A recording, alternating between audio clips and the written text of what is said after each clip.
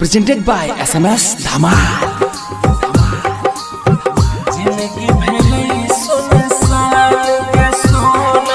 DJ Om Prakash, DJ Om Prakash.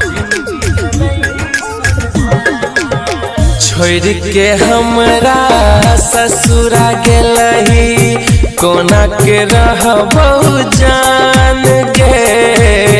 छोड़ के हमरा ससुरा गेलही कोना के रहबहु जान गे।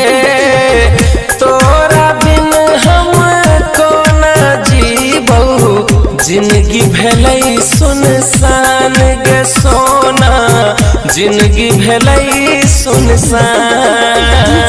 ओम प्रकाश, डीजे ओम प्रकाश।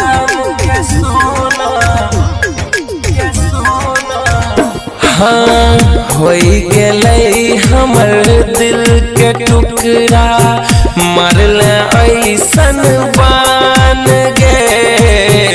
होई गेलै हमर दिल के टुकड़ा, मरल ऐसन बान गे।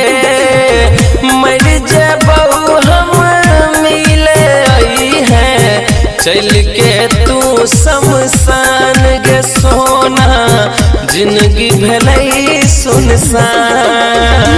ओम प्रकाश, डीजे ओम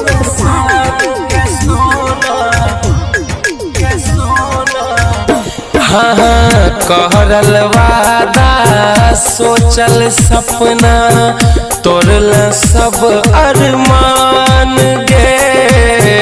कहरल वादा सोचल सपना, तोड़ल सब अरमान गे। खुश रही है रसल पुरिया के